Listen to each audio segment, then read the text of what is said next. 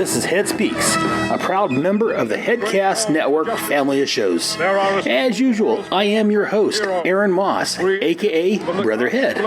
And this is my, mostly monthly Headcast, where I talk about comics, movies, role-playing games, TV shows, and anything else geeky that I want.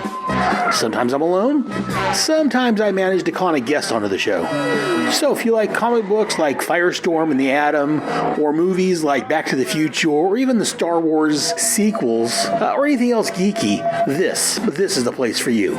So let's get the flux capacitor fluxing, the TARDIS tarting, and let's say Shazam!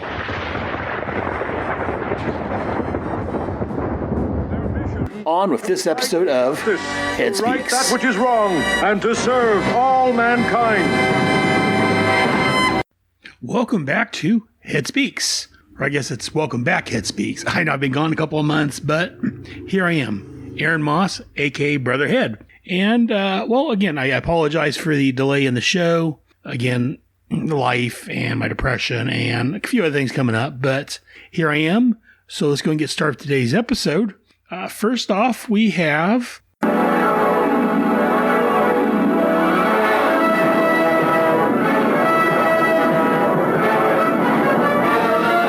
Faster than a speeding bullet.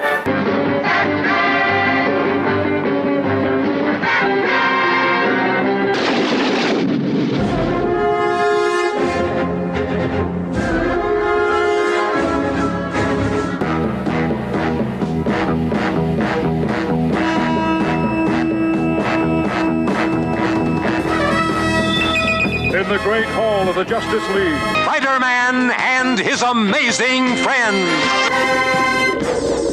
The Justice League of America versus the Legion of Doom. This is What's in Head's Long Box? Dedicated to truth, justice, and peace for all mankind. The world's greatest super friends. So I know I've been covering the Power of the Atom series. Again, we've been on hold for a couple months just because of life, as I said earlier. So we're going to get back into the Atom, but we're not going to cover the next issue of Power of the Atom just yet. We're paying a little bit of a delay on that because, when you're hearing this, it should be the month of May. And what do we have for the month of May? Nothing else but JLMay. Just when you thought it was safe to hear a podcast promo. JLMay, do, brave and bold, do, comic books, do, JLMay. JLMay, do, brave and the bold, do, comic books, do, JLMay. JLMay, do, brave and the bold, do, comic books, do, JLMay. JLMay, brave and bold, comic books, JLMay. The annual podcast crossover event celebrating the Justice League is back. And we're covering the 2007 Brave and the Bold series that started with Mark Waid and George freaking Perez and ended with J. Michael Straczynski. Throughout the month of May, participating podcasts will release special episodes on issues in the run. It all kicks off in the Overlooked Dark Knight podcast. Follow the event on social media using the hashtag JLMay2023. Coming this May. JLMay, do, brave and the bold, do, comic books, do, Mephisto, hey! That it? Is that what you want? Things I do for this show. Yes, dear listeners, JLMay is back. As you heard in the preview, the promo, whatever it was, this year we are looking at the Brave and the Bold. I've joined in a couple of these in the past, the ones that have a comic that interests me. This year is no different. There was one that jumped out at me, so I joined in. So let's go ahead and get started with this year's JLMay. First off, let's go ahead and talk about the Brave and the Bold. And most of this information comes from Wikipedia, so let's go ahead and get started. The Brave and the Bold actually was a comic book series that started in 1955 that ran through 1983. There was 2 miniseries in the 90s, and then it was revived as an ongoing title in 2007. And that's what we're here to talk about. The original series started off, like I said, it ran 200 issues from August, September of 1955 to July of 1983. It was an anthology series featuring heroes from the past, if you will. Viking Prince, Silent Knight, Golden Gladiator, Robin Hood, and so forth. Issue 25 the title was reinvigorated as a tryout title for new characters and concepts. Wow, English is hard for me. No wonder I'm not podcasting recently. Concepts, starting with the Suicide Squad by Robert Kanigher and Ross Andru. And yes, I talked about that back at the very beginning of my Task Force X podcast. I talked about the first couple issues of the Suicide Squad showing up in Brave and the Bold. Also, that's where the Hawkman, the new version of Hawkman in issue 34 came about, where he had a couple issues before he came up with his own title. Then editor Julius Schwartz hired some guy named Gardner Fox and Mike Straczynski to create the Justice League of America. They appeared in Brave and the Bold number 28, and after 2 further appearances, got their own title. It went on with different themes. It had strange sports stories, and let me see here, and several other themes going throughout it. And then in issue 50, they changed it to a team-up book between established characters. And then issue 59, it became more specifically a Batman team-up book with the Cape Crusader teaming up with somebody else. Again, this was due to the popularity of the Batman 66 television show. Issue 74 became exclusively a Batman team-up title until it ended with issue 200. A lot of legendary characters first showed up in the first series of Brave and the Bold. Like I said, that ended with issue 200. After that, as I mentioned earlier, there was a couple of mini-series in the 90s. There was a 6-issue mini-series featuring Green Arrow, The Question and the Butcher, which wasn't revolving, it was just those 3 in the series. And then there was another 6-issue mini-series called Flash Green Lantern, The Brave and the Bold, which brings us to 2007. DC resurrected The Brave and the Bold as an ongoing title. As, again, during the promo, and with Shag mentions, it was brought back by Mark Waid, who actually wrote it for the first 16 issues. And it started out with, it was Batman teamed up with Green Lantern, and then the second, and in this case, Green Lantern in the next issue, would team up with the next character. Like it was Batman and Green Lantern, and then Green Lantern and like Supergirl, and then Supergirl and somebody. It went like that for a little while. It was like an ongoing story for eventually that portion of the story ended. Marv Wolfman did a story, and a few other writers did some stories here and there throughout the title. And then in issue 27, J. Michael Straczynski took over the title with artist Jesus Sayas, which had a team up between Batman and L.E.G.I.O.N.P.O.D. for Hero. And Michael Straczynski saw it through till the end of the series. And one of those stories in there was the Joker and the Atom, which, hey, the Atom is one of my 2 favorite characters. So that's how I got involved with JLMay for this year. Because again, we're looking at the Joker and the Atom. So enough beating around the bush and preamble. Let's go ahead and get into Brave and the Bold issue 31. I say enough preamble and let's get into it, but I'm going to do a little bit more preamble. Like I said, this was issue 31, so there's 30 issues before this. And also, as I said, I've said a lot, the stories at this point weren't necessarily tying into one another. So you could read this one without reading the rest of the stories, but there were some great stories in here. So before you get to this title, check out the other titles, the other Brave and the Bold issues, and the podcasts that are talking about them. Again, as mentioned in the promo, it started over in the Overlooked Dark Nights, and it went through various other podcasts, Dial F for Flanger, the Bat-Pod, Legion Podcast, the Legion Project, Teal Productions, Wright On Network, Justice Trek, Popculture Affidavit. It all comes back to Superman, which is with Michael Bailey, again, one of the godfathers of the show. The Long Box Crusade. I've got several of those clowns over my G.I. Joe podcast. Resurrections, an Adam Warlock and Thanos podcast. Married with Comics. A great couple there. Jonathan and Maggie talking about comics. Superman in Crisis, the Lanterncast, starring little Chad Bokelman, who was on my show here a couple months ago. Let me see, Lanterncast, the Podcast of Oa, JLI Bwah-Ha-Ha Podcast. Yep, that's Shag's show.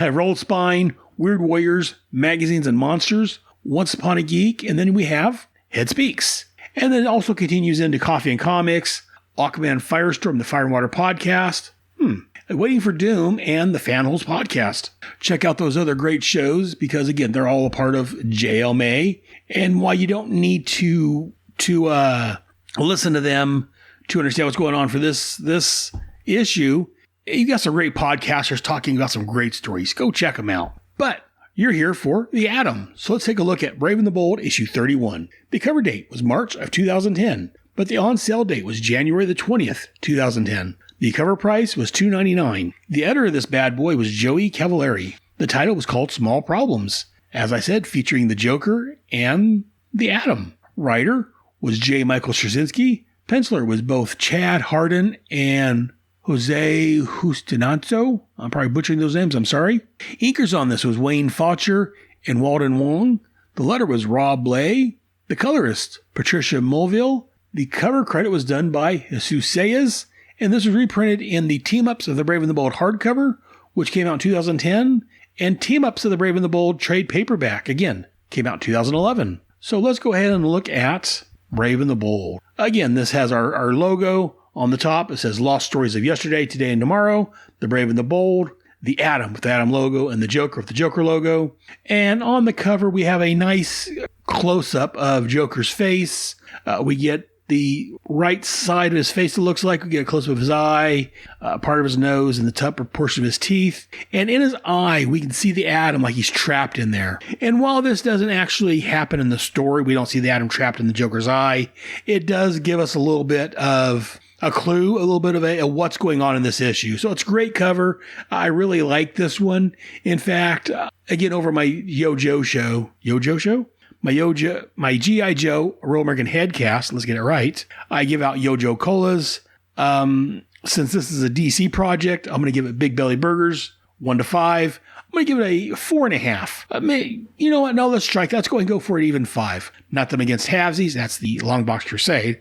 But I'm going to give it a 5 because I would actually like to have this as a poster hanging up in Manland. I think this would be a great poster hanging up there. So great cover. I think it's fantastic. So let's go move on to the story itself. So we start off at Arkham Asylum, and I like this first page here, top panel. We get a nice outside view of Arkham Asylum, and then we go to some doctors asking about, they're not telling us who it is, but they're asking, has he been briefed? And they're like, well, as much as possible in the brief conversations. And the phone call rings, and one of the doctors picks it up, a cell phone, and he's like, yeah. And the person on the other end's like, I'm coming through now. Oh, looking forward to seeing you. It should be quite exciting. And he's like, great. Now I need you to stand back. So like, ow, ow, ow, ow, ow. Is this a cell phone? Yes. Oh, I'm sorry. The landline's the other number. And we were like, what was that? Nothing. Calling the line down. So again, they haven't told us who they're talking about or who they're talking to. But again, reading the cover and being a fan of the Atom, they're talking about the Atom. Because again, the Atom can travel through phone lines. I know, as we talked about back in the first issue of The Power of the Atom, he has problems going over digital or other type of, if it's not a line involved, because in the first issue, he traveled through a satellite relay, and it scrambled a signal, made him stuck like 3 foot high for an issue or so until he got everything sorted out and became the Atom again. So again, I like as the doctors, he hangs up a cell phone and he picks up the landline as it rings, and we get a close up of the receiver as it's like blue lights coming out of it, just showing the effect of the Atom coming through the phone line. And then here on the splash page, we have our title and our credits. We have the Atom coming out of the phone line. And I've said this before, I'll say it again. I love how they show, almost like a surprint, the Atom coming out of the phone line, like as a little dot. As he's flipping around, he's growing larger until he's in full size. Well, I say full size, like 6 inches high, but in full color, staying on the desk. I like this. He's like, so I was told you're doctors. Is that right? That's right. Good, because I so need an aspirin right now. Because again, trying to go to the cell phone kind of mixed up his mind a little bit and threw him off his game a minute. So, but this is a great opening splash page for the Atom. Like he's coming through the phone line, so he's showing his powers, and we're getting a little bit of a sense of humor. So again, I love this image of Ray just standing here on the desk, again at 3 or 6 inches high, talking to these doctors. And so again, we go in with the doctors explaining what's going on, and apparently they have a patient that has a rare neurological condition that's causing the synapses in his brain to fire nonstop. He describes it like a car running at full throttle that can't be turned off. And the condition first produces seizures. The patient lapses into a coma, and left untreated, the patient will die. And again, Ray, quick and to the point, says, that's why I'm here, someone at Arkham. And we find out it's the Joker. And again, so they're showing the Atom pictures of the Joker's brain as they're talking about this. And then, Ray they tell Ray that it's let's go back a second. As he's sitting there listening, I like that Ray's sitting on the computer's mouse as he's listening. It's just a great little image of him sitting on the computer mouse. It just makes me chuckle. But he finds out the Joker, I like this. He's talking. He's like, so you're saying that unless something is done to save his life, the Joker's going to die in painful and agonizing death. And the doctor's talking to him. That's correct. And I like this here at the next. So we get that panel. And then the next panel is just sitting there, Ray, sitting on the mouse, sitting there thinking with a monitor behind him showing the Joker profile in front view. And then the last panel on here is like, I'm not seeing a problem here. Because again, it's Ray Palmer. He's a superhero. He does what needs to be done to save people, to help everybody, no matter what you've done. He believes, people can deserve a second chance.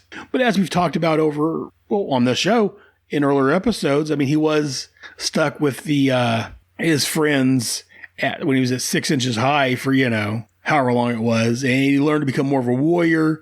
So again, while he is still a superhero, he also has a bit of a harder edge now, I guess, is the appropriate term. So again, letting the Joker die at this point, I mean, at one time, he may not have had this thought. He may have just signed up and dove right in. But at this point in his life, the Joker's done all this horrible stuff. He's killed Sarah Essen. He crippled Barbara Gordon. He tortured James Gordon. Plus all the other numerous things he's done over his career. So letting him die is not, I know I'm supposed to root for the hero and all that, but letting the Joker die isn't necessarily a bad thing. And as they continue, the doctor he talked to originally, I believe it was, is like, what do you may think? And so this is the doctor talking with the Atom. Adam keeps interrupting him. He's like, so whatever you may think of our patients, it's the Joker. As doctors, we have a moral obligation to give them the best possible care. It's the Joker. While they remain in our care. And did I mention it's the Joker? So the doctor's like, well, this is our job. We're supposed to protect people. And he's like, it's the Joker. Did anyone ever tell you this is the Joker? And they're like, well, the best possible cure is to inject a small amount of an experimental compound directly into the somatic ray at microscopic level. And the hopes they can reset this brain, kind of like rebooting a computer. And one of the doctors like, the condition is usually fatal. And Ray's like, darn the luck, because it's usually impossible to get to that point without damaging the rest of the brain. And again, they're like, that's why we need you to deliver the compound. No. Even if you reach the somatic malfunction, it may not work. No.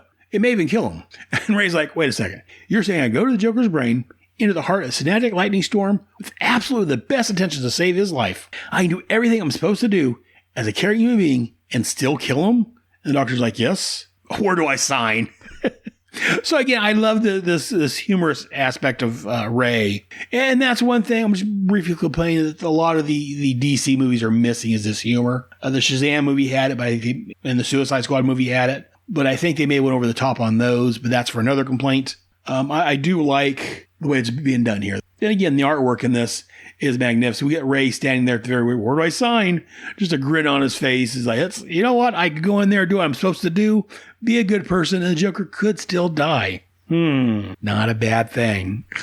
And then we get to the next page where we get the Joker strapped to a bed.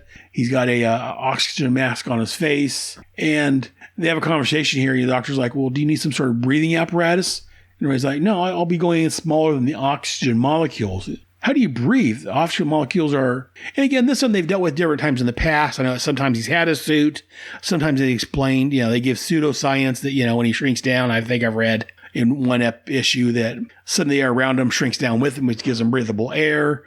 Here, Michael Straczynski, he realizes this is comic book and comic book science. So instead of getting some pseudo answer, which I don't mind, I mean, I like when they give some sort of comic book science answer, the Ray just says, there are some things it's best not to ask. It works. That's all. And so basically, Straczynski's just saying, I don't want to explain it. I don't need to go into detail. It's just something that works. If you can't accept it, stop reading the book now.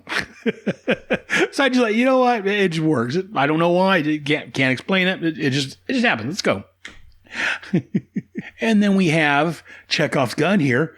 One of the doctors is telling him that, there's a warning he needs to give him for his personal safety. He's going to be within electrical fields generated within the synaptic gaps, energy pulses that control behavior, memory, everything. He said it's possible there could be some spillover into his own neural system, kind of like a radio frequency blending over to another when in close proximity. And Adam's like, I'm sorry? Nothing, let's just do this, okay? And And they're like, well, the best way, and usually when they pet Ray into these situations, they usually pet him in a needle, hypodermic needle or something, and shoot him into the bloodstream. Here they're telling the best way in is through the nasal muscular membrane, where the tissue protecting the brain is the thinnest. And Ray's like, his nose. I'm going in through his nose. Joker boogers. Never mind, just focus, get the job done. And again, as Ray goes through this, he's explaining what's going on, that he's shrinking down and getting into the bloodstream. And while he's still too big, he needs to shrink, or while he's so small he could do this, he needs to go down even smaller. And I do like that, he says if he stays this size for too long, he could cause a blood clot to the brain that could kill the Joker. It's like, and that'd be terrible. In fact, I like this little, I'm going to read this dialogue because I like this. This here is, the pages aren't numbered. It looks like it's page 6, story-wise. It says, let me see, the red and white blood cells and platelets are as big as SUVs in me, but I'm still not small enough. If I stay at this size or remain too long, let me see. If I stay at this size or remain still for too long, I could cause a blood clot to the brain that could kill him. And that'd be terrible.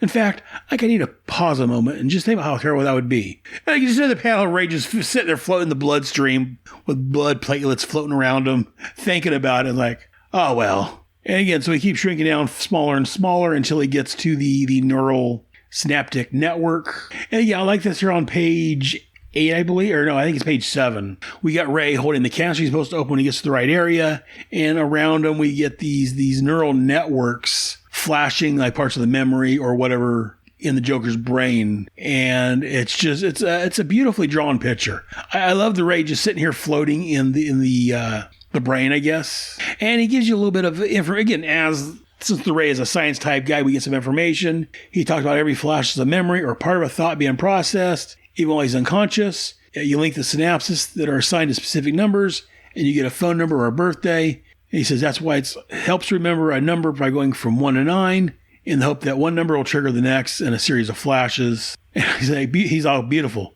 despite the person who this brain belongs. And so as he goes floating through the brain, trying to find where he has to go, he accidentally gets hit by a bioelectrical surge. And again, it tells him it's kind of like lightning, which again he's experienced back in the Sword of the Atom, the series, when his plane got struck by lightning and got stuck at 6 inches high in the swamps, or they're not the swamps, but the South American jungles. And all of a sudden, Ray flashes into one of the Joker's earlier memories. How, Joker as a kid is talking about how he's not weird, the world's weird. And as he's sitting there talking to this girl, a couple of bullies come over and, they start picking on him. One of the guys like, you're sitting in my spot. And the Joker's like, didn't see your name on it. How about I punch you in your face and write your name on it in your blood, scuzz face? Like, you could do that. Wouldn't do it good, though. The other guy's like, why? You'll still be a jerk. So the jerk punches Joker, and he's like, yeah, take that. Now who's a jerk? What are you going to do, huh? Go cry to your mom? And Joker looks up at him, smiles, and jumps on him and starts beating on him,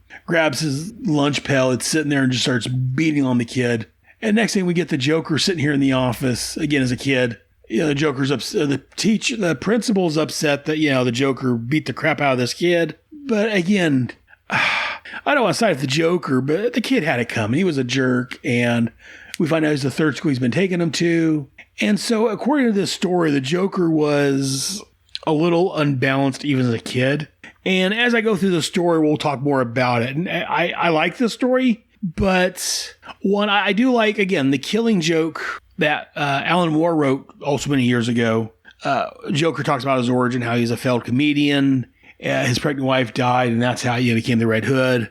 And he ended up fighting Batman, following the chemicals, became the Joker. According to that story, he was more of an ordinary person. He wasn't a psycho like he is in this story. Because this story, it's kind of presenting him as psychotic already.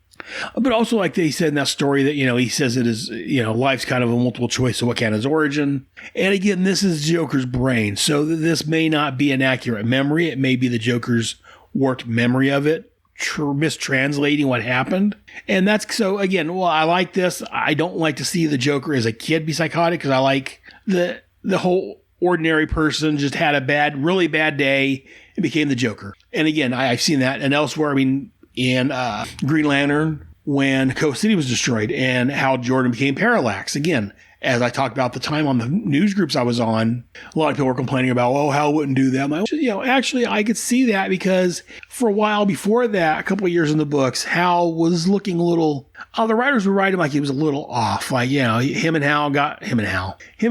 Guy got into a fight in issue 25 over who's going to be Green Lantern of Earth. And I said at the time that, you know, Hal looks like he's losing the plot a little bit. He's not behaving like he should be. And then to lose Coast City, and this is before he found out that Carol and his family survived, because it seems like almost everybody survived Coast City. As I would tell people, you know, the story shows that all it takes is one bad day to push someone over the edge. And that's how it happened. The Joker, one bad day, just pushed him over the edge. And a lot of villains are the way they are because it's just one bad day.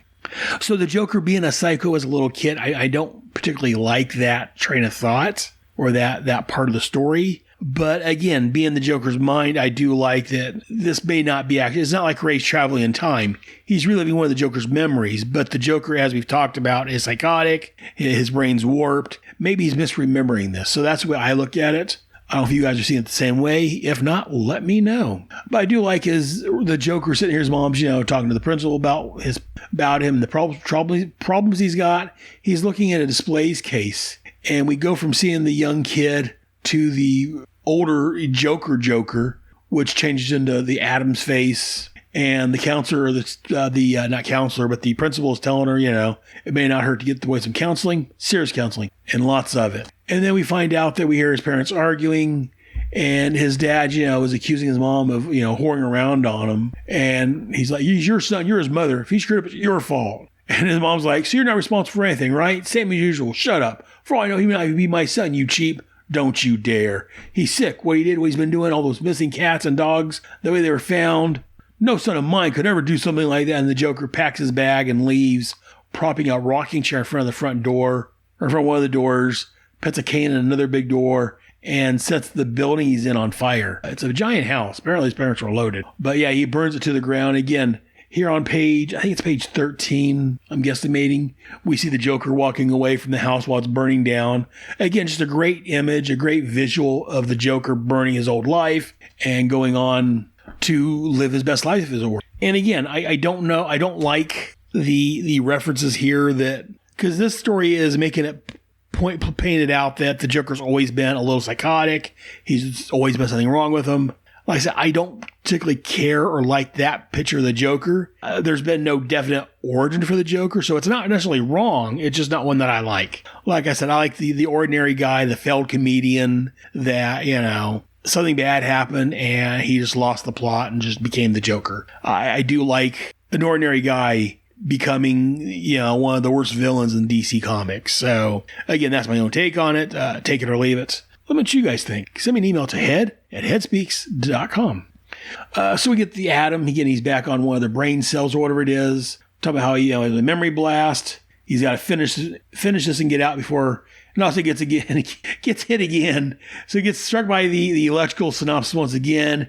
And he's sitting there kind of on his hands and knees looking up, smoking, as we go back into another one of Joker's memories. And the Joker's hanging out with these other guys, and they're robbing a liquor store. And he shoots the clerk, and we see from the, I don't know if it's it's the, those mirrors they have in the store so that they can look at the back. We see the Joker's reflection in there, and we see it revert to Ray's mask on the Joker in his jacket and gun. And then we get out with Joker talking with his gang members. They're like, we agreed that no one's going to get hurt. It's just armed robbery. And they're like, we agreed on this. And Joker's like, did I? I don't remember. I guess I forgot. My memory sometimes plays tricks on me, you know. Don't mess with me. I don't know why you do it. Why'd you have to go and kill that guy? Well, I guess I could. And he turned and put like 3 bullets into his, in quotes, friend's head.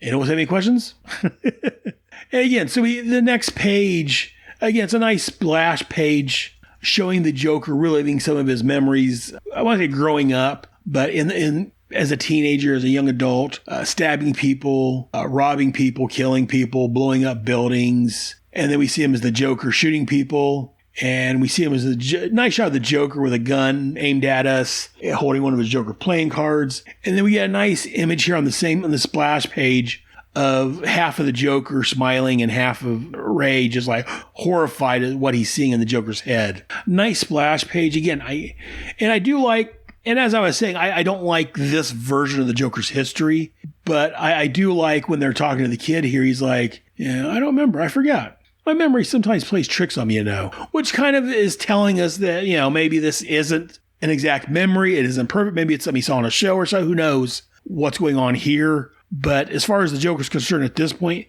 it is part of his history. It is part of his memories, but maybe not. So there is some of that wiggle room for people like me that don't care for this version of the Joker's history.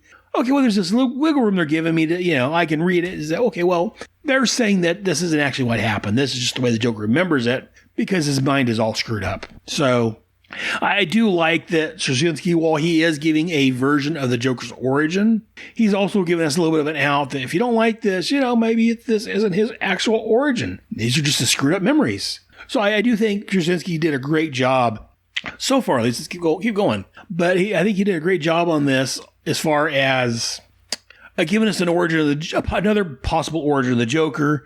And again, much like in the Killing Joke, where it was Alan Moore said that, life's multiple choice, what can't my history, meaning that this may not be what actually happened.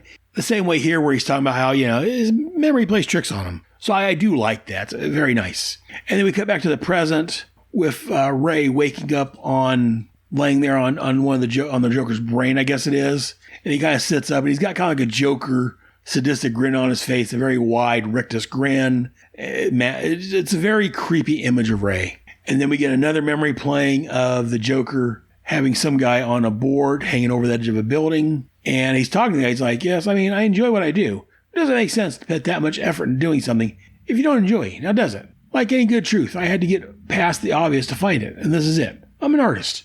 Again, this is the Joker, the purple outfit, the purple and green outfit, just the regular looking Joker. He's like, I'm an artist. See, a normal man tries to fit the rest of the world. That's sensible, isn't it? That's why they teach children to fit in, not stick out, not to be weird. But I'm an artist. Says, no, try that again. He says, but an artist says, no, I will not be sensible. I will not change to fit the world. I will change the world to fit me.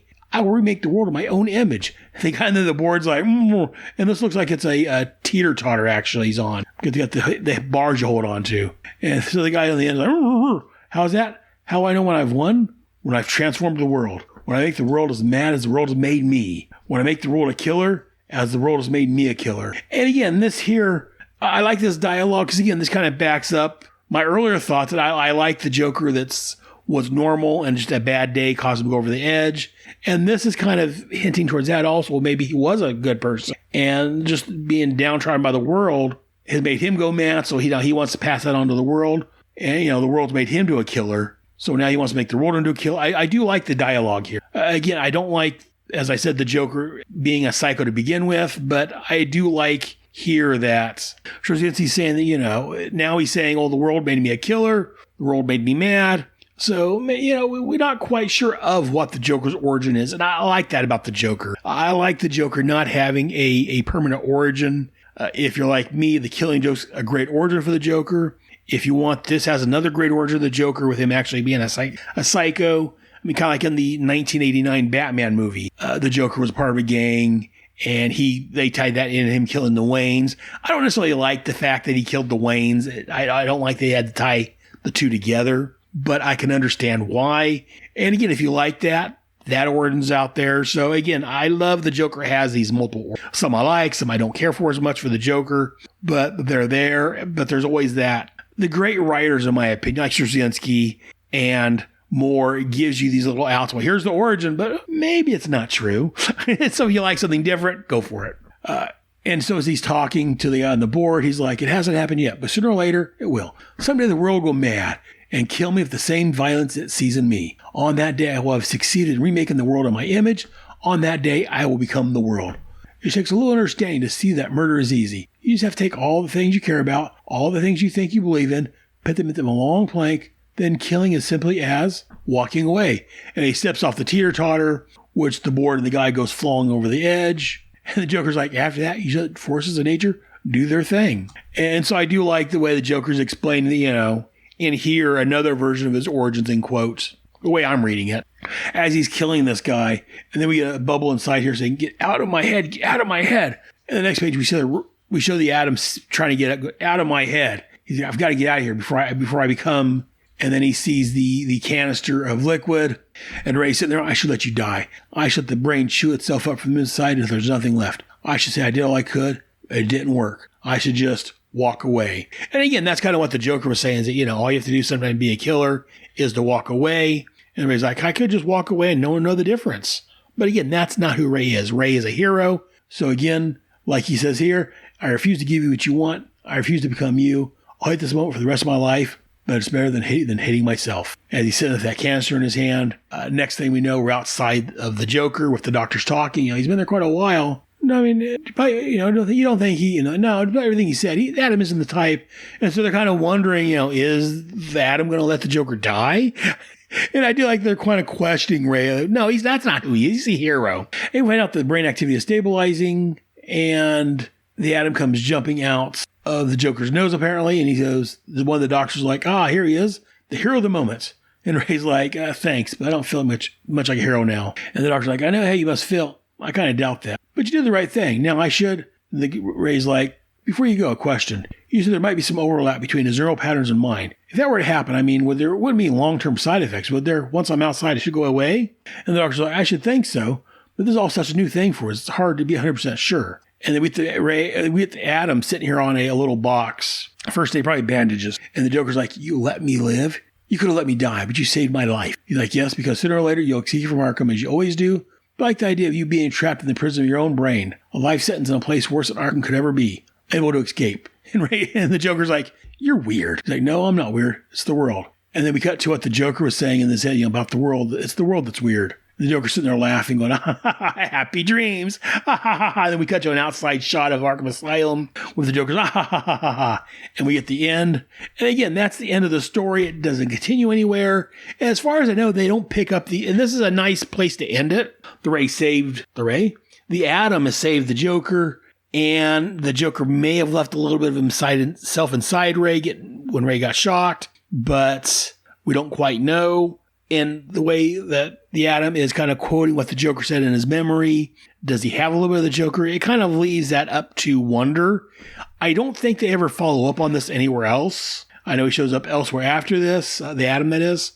But yeah, I don't think this portion of the story, maybe the Atom having some of the Joker's input into his brain, I don't think this ever shows up anywhere else continuity. I think that's a nice thing that future writers left on the table. I kind of wish, again, it's been 13 years since this story, so I am maybe a little late now. There's been a couple world altering events taking place, but I wish someone would have followed up on this story and delved maybe Straczynski. Again, this series ended in just a few months. This was near the end of the run. So unfortunately, he didn't get I don't know if he was going to follow it up later on in this series and it got canceled. I'm not quite sure why it got canceled offhand, but I do wish they could have followed up a little bit more on that. I would have liked to seen the Ray revisiting the Joker or the Joker's memories or the Joker effect on him. Like I said, it's got great art. It's fantastic art in this book. The writing is top notch. Like I said, it gives you another origin of the Joker. Like I said, if you don't like that origin, they give you a little bit of out on, maybe this isn't the way it happened. Maybe it is. I don't know. So I do like how they play fast and loose with, whether or not this is an origin of the Joker or just his warped mind seeing it that way. But overall, yeah, fantastic story, fantastic art. I definitely, if you like the Joker, if you like the Atom, definitely recommend checking out this issue of Brave and the Bold, issue 31. Like I say, there was only 4 more issues left after this. Issue 35 was the last issue. So, a good series. I remember reading this. I bought this series as we went along. Try that again. I bought this series as I went along. This was getting near the time of when I was buying books, just due to life, and I'd moved. I'd had another kid with my new wife. So, things were getting a little tight. So, I would stop comics around this time. In fact, when this issue came out, I may have read this online somewhere now that I think about it, because I think I maybe had stopped by then. I know it was like in 2007, 2008 when I started getting out of comics. I didn't have the money to buy comics. So, but anyways, that's the story for another time. This has been the Brave and the Bold 31.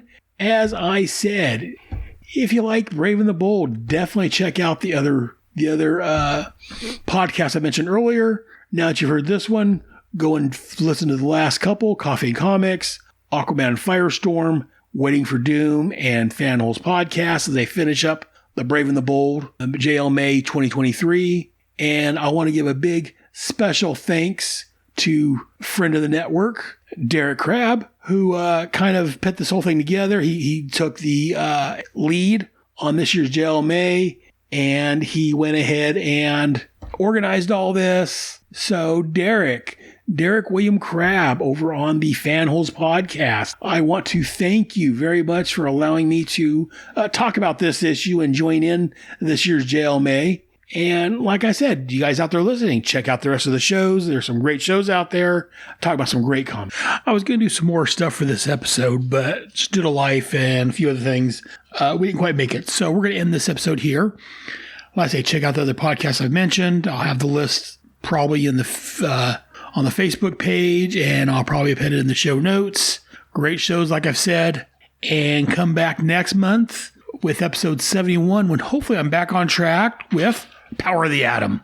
Plus, whatever segments I put in. Have a good night, guys.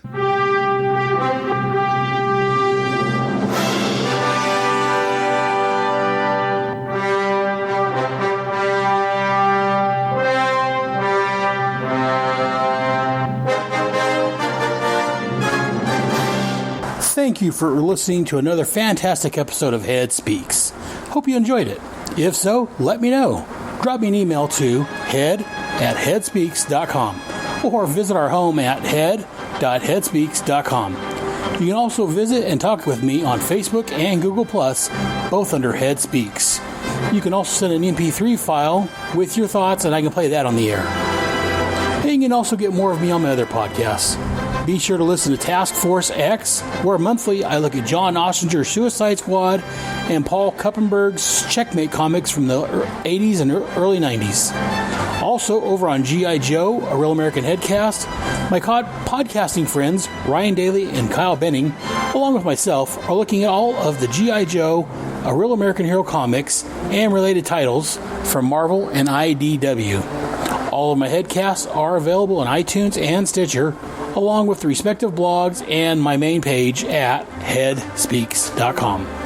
All comments, thoughts, and opinions expressed on Head Speaks are owned wholly by the speaker of said comments and do not express the opinions of Head Speaks, unless, of course, I'm the one making the comments. Head Speaks, Task Force X, and G.I. Joe, a Real American Headcast, are all part of the Headcast family.